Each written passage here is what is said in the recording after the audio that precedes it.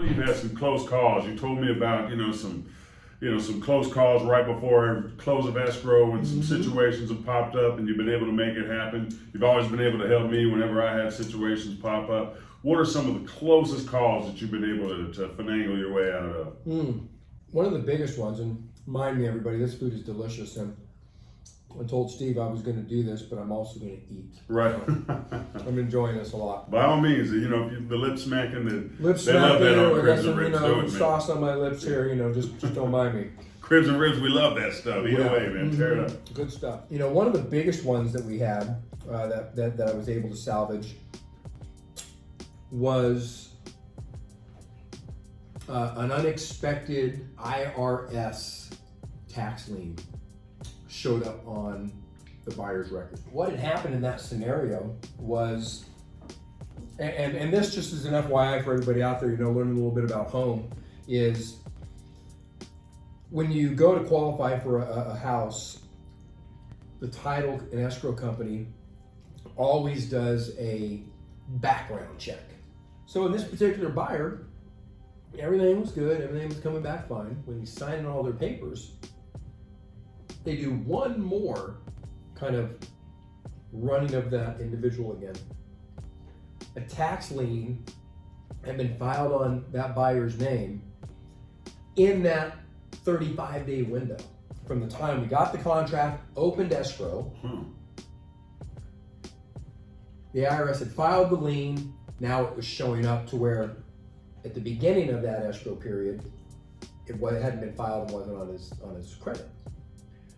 So the IRS lien is filed on your name, so it follows you wherever you go. So now the IRS comes up and says, hey, I think if I remember correctly, this one was about, it wasn't a huge amount, maybe $25,000. Hey, you're buying a house and you're putting, $40,000 down. But you owe us. We want our money first.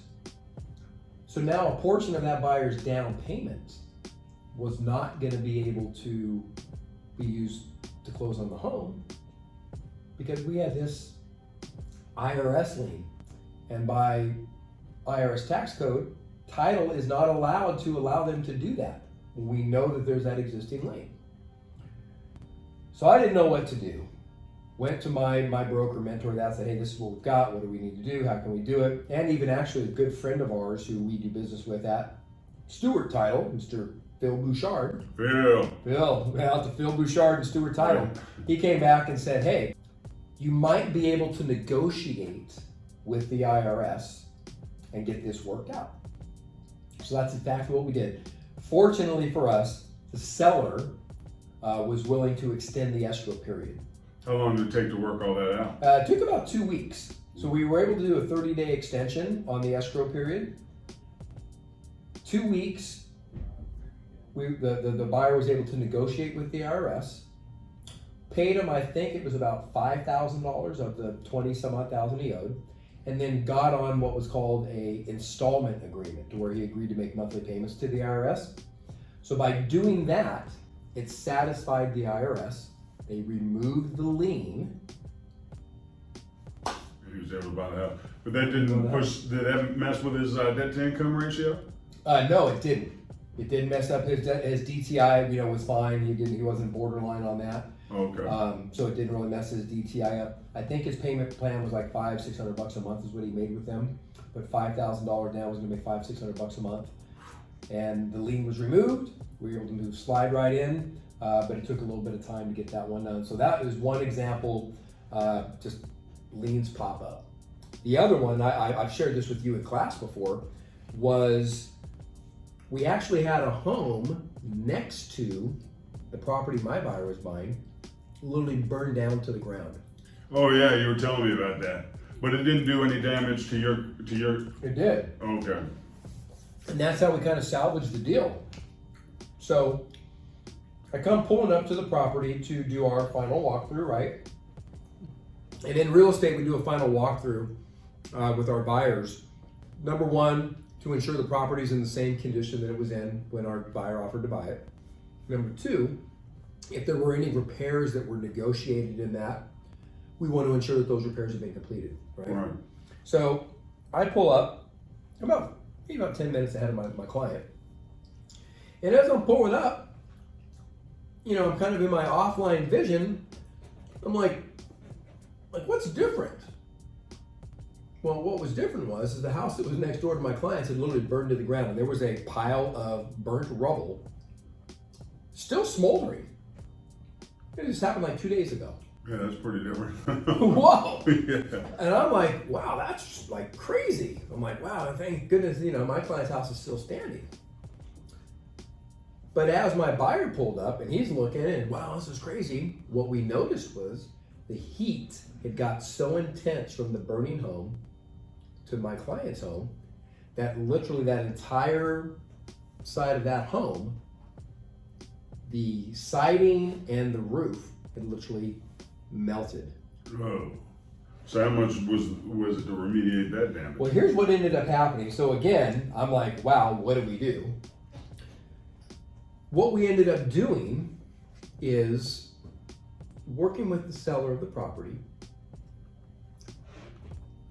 Talked to my broker. He said, oh, you know, look at the guy's homeowner's insurance. So the guy's homeowner's insurance claims adjuster calls us out and he says, let's all meet at the property. So we all met out at the property. Looks at it. He says, you know what? He goes, we can fix this home. We're gonna have to do all that new siding and we're gonna have to put a whole new roof on the home. But it'll be better than it was when you actually offered to buy it, Mr. Buyer. He's all right with that. So we extended the escrow by 30 days. I think it took the insurance company 3 weeks. They replaced the entire siding on that home, all brand new roof. My buyer was thrilled. Got new siding on the side of his house, brand new roof, and closed the deal.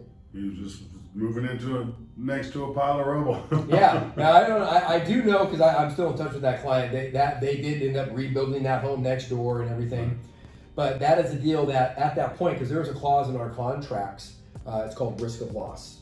And that risk of loss basically says that if there's anything, the damage that happens to that property that would affect the material value prior to close of escrow, the buyer can cancel and get out of that deal at no ramification. Right. Get their earnest money deposit back. So at that moment, my buyer could have said, hey, I don't want to deal with this. I'm done. Let's cancel the deal. Got his deposit back, moved on and everything, and moved on to the next house. Right.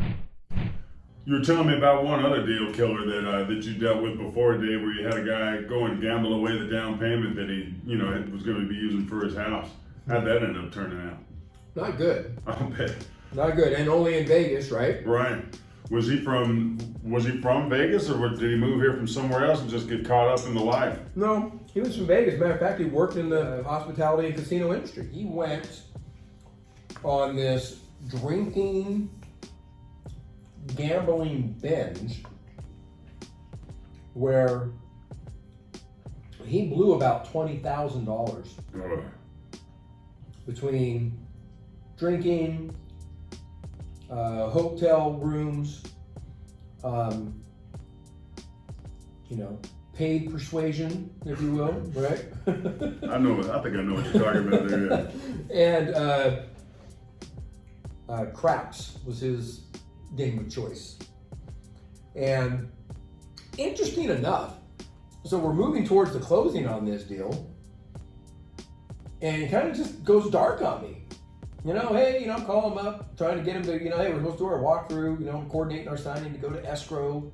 Lender's been trying to call you. Don't get a hold of you. What's going on? So about 3 days after what was supposed to be our closing date. So wait a second. So you didn't hear from this guy for how long? Almost 2 weeks before the close of escrow. Yeah. And so closing date came and went, and still just no sign from this guy as of yet. Came and went, no sign from him. So technically, we're in default. We didn't close escrow. He wasn't returning my calls. Wasn't available to sign any kind of extensions.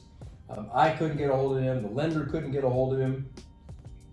I even went as far as like going over to the guy's place where he was living, knocking on the door, no answers.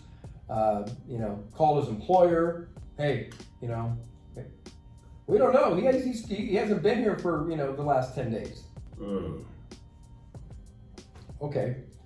So about 3 days after we were supposed to close escrow, I get a phone call. He's calling me from a motel room in Lake Havasu. Got to get out of Vegas and that's I guess so, right? Well, it just happened to be it was like March or April. And I'm like, he goes, Dave, sorry, man.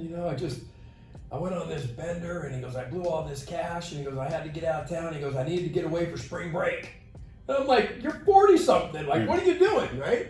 So he went on this whole bender, stopped going to work, blew, 20-some-odd thousand bucks for his down payment and stuff that he was going to use for his home. Unfortunately, that deal died. The seller never went after him. They just kept his earnest money deposit. How much was his earnest money? $5,000. So on top of the bender, he lost $5,000. Lost his job, right? And that was one that, no, I was not able to salvage that deal.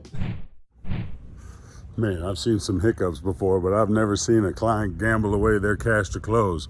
That's definitely a new one. Well, everybody, you made it to the end of part 3. Thanks for hanging in there. One more to go.